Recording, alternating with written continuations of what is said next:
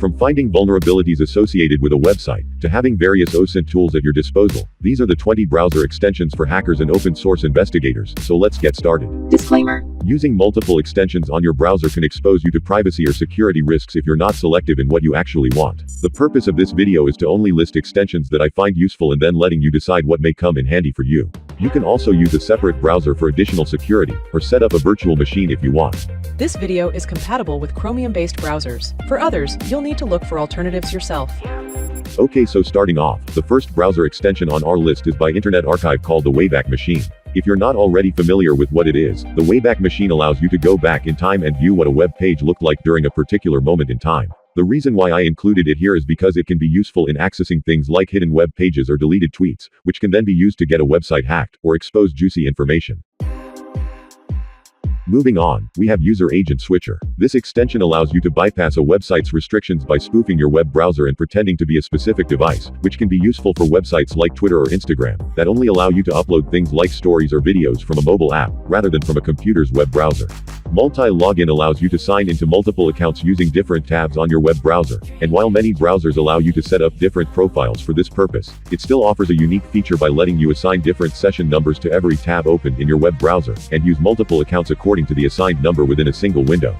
Next up, GoFull allows you to take a forensic screenshot of websites, while Project Naphtha allows you to select and copy text from images, which can be useful to translate it later on, or paste it in a document if you want.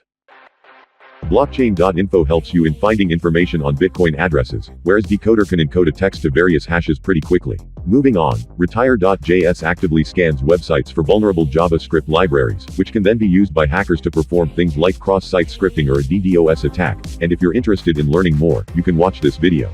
If you're curious about what technology your surfing a website is built with, you can see everything powering the site with the Wappleizer browser extension. This can be particularly useful to identify the CMS panel that is being used by a website, and also the specific versions of software that may have known vulnerabilities. Shodan allows you to quickly display the open ports or vulnerabilities associated with the services running on a website, whereas Hunter helps in finding the email addresses linked to a website, which can then be used in conjunction with an extension like Wappleizer to perform social engineering attacks on developers. Link Grabber helps in grabbing all the URLs from a web page, whereas Link Clump allows you to open various URLs by selecting them all at once. Speaking of opening URLs, the next extension on our list is by my favorite malware analysis sandbox called AnyRun. AnyRun is an interactive cloud-based platform that allows you to investigate how a malware operates, and they've recently released their browser extension, which helps you in quickly determining whether a suspicious file or URL is malicious or not. It also provides a bunch of tools to analyze what network connections a program is making, or the type of commands it is executing, and while I can't go through all the functionalities it offers, such as customizing the sandbox you're running a specific file on, or viewing actionable data like IOCs or TTPs, you can watch this video that I recently created by clicking on the I button above. Their community version is free for beginners to try out using a university or business email. However, if you're a professional or looking for a top-notch cloud-based sandbox, I highly recommend exploring their Hunter plan by clicking on the link in the description down below. Thanks for listening. Let's get back to the video. Fake News Debunker is a useful tool that helps you in fact-checking or analyzing multiple things on a web page, whereas Vortimo provides you with various Osint tools at your disposal that you can use to search for everything from pictures to IP addresses and usernames to phone numbers altogether.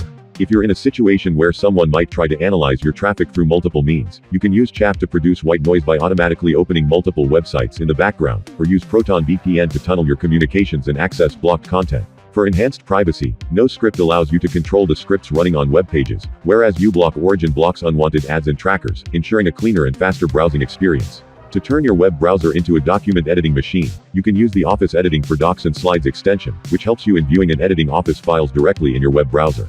For a password manager, I recommend using Bitwarden as it stores passwords in an encrypted form, and allows syncing across multiple devices. You can use Perplexity as your AI companion to ask for multiple things while staying on the same tab, or Grammarly to help you change the tone and writing style of your communications to preserve anonymity.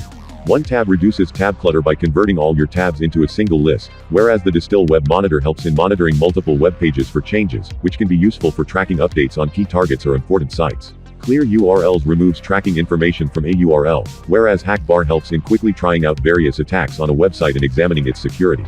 Finally, to manage all these extensions on your browser, you can use Extensity to turn them on or off by simply clicking on them like this, and improve privacy by enabling only the extensions you need at a given time.